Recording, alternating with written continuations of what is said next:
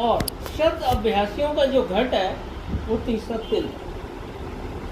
एक घट शब्द एक ही है, योगियों के लिए हृदय चक्र और शब्द अभ्यासियों के लिए तीसरा।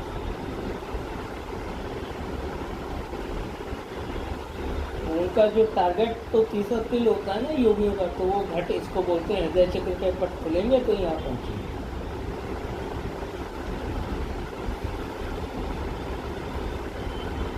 तो आज की चर्चा का विषय ये है कि बहुत से सत्संगी अक्सर कहते हैं कि हम 4 महीने, 6 महीने, 1 साल, 2, 4 या 5 साल से भजन सुमरन कर रहे हैं, पर अभी तक अंतर में कुछ ना मिला और न ही कुछ अनुभव हुआ।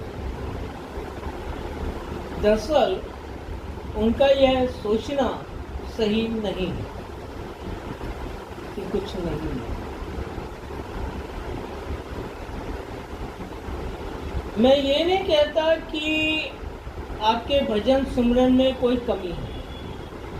आप ठीक रास्ते पर चल रहे हैं और सच्ची लगन से प्रयास कर रहे हैं। फिर भी यह सच है कि आपको कुछ ना मिला, ना कुछ अनुभव हुआ, ना प्राप्त। ये भी सच है। इसके कारण को गंभीरता से समझना जरूरी है। सिमरन और भजन ये ध्यान की ही प्रक्रिया है। दरअसल जब भी आप ध्यान में बैठते हैं तो कुछ पाने की आशा लेकर बैठते हैं। तब आपका ध्यान वहां से हट जाता है जहां से आप सब कुछ पा सकते हैं और आप बस कुछ ही पाने की आशा में अटक कर रह जाते हैं। पर इसका यह मतलब बिल्कुल नहीं है कि आपको कुछ नहीं मिल रहा, बल्कि बहुत कुछ मिल रहा होता है, पर आप इसे ले ही नहीं पा रहे होते। मैं उनके विषय में बात नहीं करता जो निगुरे हैं या झूठे गुरु और पिछले हो चुकों की टेप में फंसे। उन्हें तो कभी कुछ मिल ही नहीं सकता।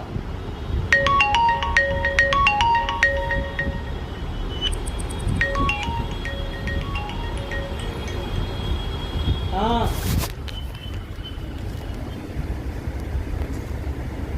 क्या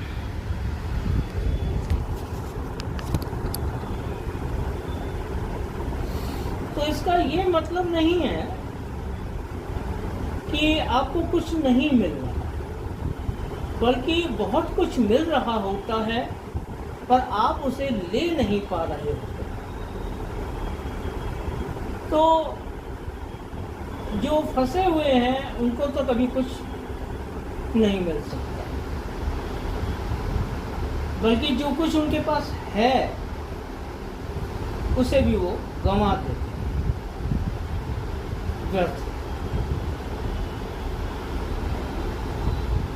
दरअसल जब आप अंतर में ध्यान की अवस्था में होते हैं तब ऊपरी मंडलों की दिव्य शक्तियां, ऊपरी मंडलों की जो धारें आ रही हैं, दिव्य शक्तियां आपके संपर्क में तो आती हैं, पर आपका ध्यान वहां नहीं होता जिस मार्ग से वो आप तक आ रही होती, बल्कि कहीं और ही होता है जहां उनके होने की आशा में आप इंतजार कर रहे हैं और वे वहां नहीं होते। तब होता ये है कि वे जिस मार्ग से आई होती हैं उसी मार्ग से वापस लौट जाती हैं और आप खाली इंतजार ही करते रह जाते हैं। दरअसल आप समझ ही नहीं पाते कि आपके साथ क्या हो रहा है और आप क्या चाहते हैं। कहीं ऐसा तो नहीं कि आप इन दिव्य संकेतों को समझ ही नहीं पा रहे जो कि आप तक पहुंच रहे हैं, और इस तरह आपका सारा ध्यान, सुमिरन सब व्यर्थ ही होता जा रहा है। तो आइए शुरू करते हैं अंतर में यात्रा। तो जिन्हें लगता है कि वर्षों के भजन सुमरन का उन्हें कोई लाभ ना मिला, तो यह पूरी तरह से उनकी गलत फहमी ही है। जब भी आप ध्यान की अवस्था में लीन होते हैं, तब उस वक्त आपका इष्ट, आपके गुरु आपके साथ आपको अपना निज बल प्रदान करते हुए अंतर में आगे बढ़ाने का संकेत देते हैं, आगे बढ़ने का संकेत। पर आप तक यह सामर्थ्य शारीरिक या दैहिक रूप से नहीं आती, बल्कि सूक्ष्म रूप से भीतरी अनुभवों के रूप में प्राप्त होती है। ऐसा नहीं है कि सद्गुरु के हाथों से कोई लाइट निकलेगी और आपका तीसरा तिल खुल जाए। इसके लिए तो विधि पूर्वक सुमरन करना ही होगा। मनमाने जाप से कभी कुछ हासिल ना होगा। अंतरी अनुभव तो अंतरी अभ्यास से ही प्राप्त होंगे।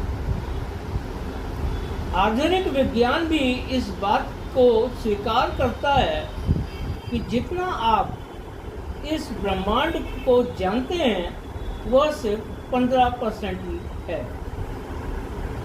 बाकी का 85% वो हिस्सा है जिसे आप इन आँखों से नहीं देख सकते।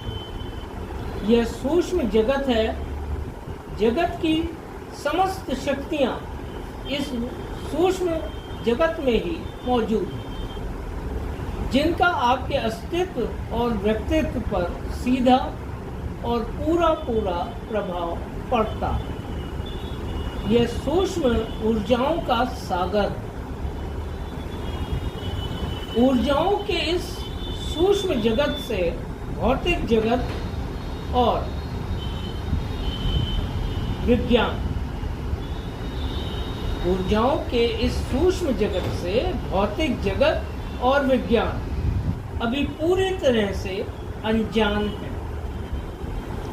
तो जब भी आप ध्यान की अवस्था में अपने इष्ट, उसके नाम और सद्गुरु भक्त का सुमिरन या स्वरूप का ध्यान करते हैं, तब वह ऊर्जा आपके चारों ओर संगठित होने लगती है।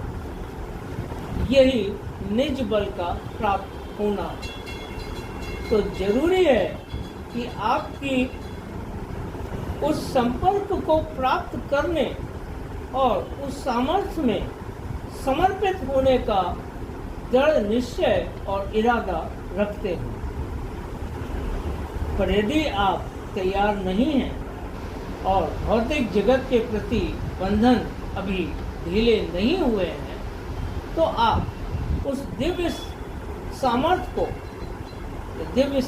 के प्रति समर्पित नहीं हो सकते जैसा कि होना चाहिए। इस स्थिति में यह सामर्थ्य वापस सूक्ष्म में विलीन हो जाती है और आपका ध्यान बार बार मंजिल के नजदीक, आपका ध्यान बार बार मंजिल के नजदीक पहुंचकर भी भटकता और अंतर खाली ही रह जाता। जब भी आप ध्यान में स्थिर होकर नाम का सुमिरन कर रहे होते हो, तब आप उस नाम की ऊर्जा का आह्वान ही कर रहे होते हैं। तब वह ऊर्जा आपके चारों ओर सूक्ष्म रूप से इकट्ठा तो हो जाती है, पर आपको उसे स्पर्श करना, अनुभव करना आना ही चाहिए। यदि आप अपने शरीर के जो 5 चेतना कोश हैं, यानी अंतःकरण, जिसे मन, चित्त, बुद्धि, मति और अहम भाव इनसे बंधे हैं, तो आप इस सूक्ष्म ऊर्जा को कभी अनुभव नहीं कर सकते। इसके लिए आपको अपनी संवेदनाओं को बढ़ाना होगा, अपने अंतःकरण को अति संवेदनशील बनाना होगा। तभी आप चेतना के इन दिव्य सूक्ष्म कणों और उनकी ऊर्जा को अनुभव कर सकते हैं। और ऐसा विधि पूर्वक सुमिरन के अभ्यास द्वारा ही संभव है, क्योंकि ऐसा संभव ही नहीं कि आप ध्यान की अवस्था में आवाहन करें और वे ना आए। तो यह आपका भ्रम ही है कि आप कई महीनों या वर्षों से प्रयास कर रहे हैं और कभी कुछ मिला ही नहीं। ऐसा संभव ही नहीं है कि आप किसी ऊर्जा का आह्वान करें और वह आए ही ना। आपको बस खुद को उस ऊर्जा की सूक्ष्मता के प्रति संवेदनशील बनाने की जरूरत है। तो कैसे आप हर मंडल से आती हुई ऊर्जाओं की धार को और उनके संकेतों को समझ सकते हैं? जैसे घर में कोई नवजात छोटा बच्चा जो भी बोलना भी नहीं जानता, तो वह इशारे करता है।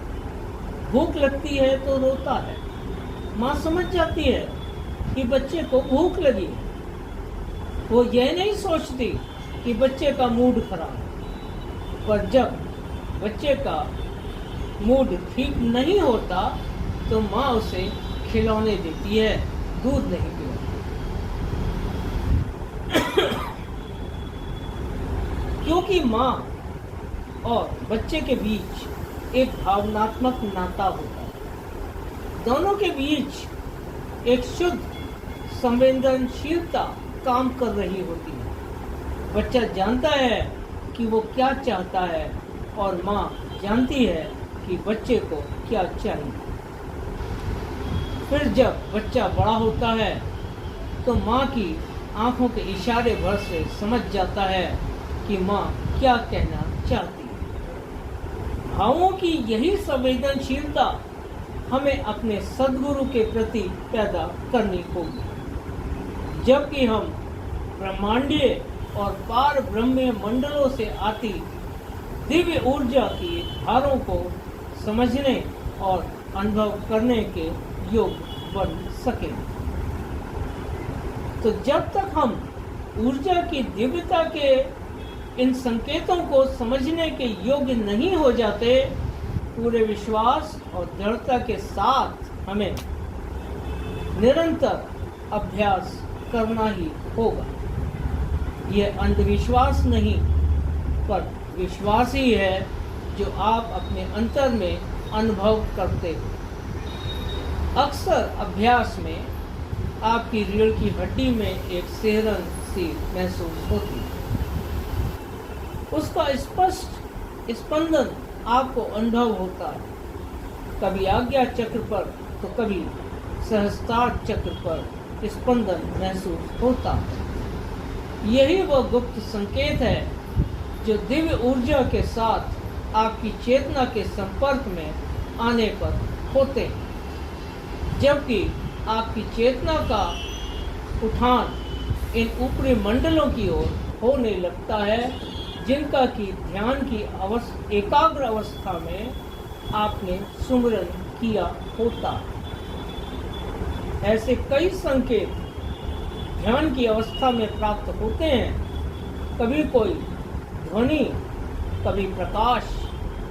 तो जितना आप अपने अंतर में संवेदनशील होंगे, उतनी ही शीघ्रता और स्पष्टता के साथ इन दिव्य ऊर्जा संकेतों को समझते हुए अंतर में आगे और आगे बढ़ते जा सकेंगे।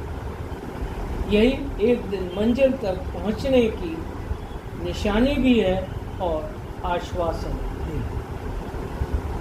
राधा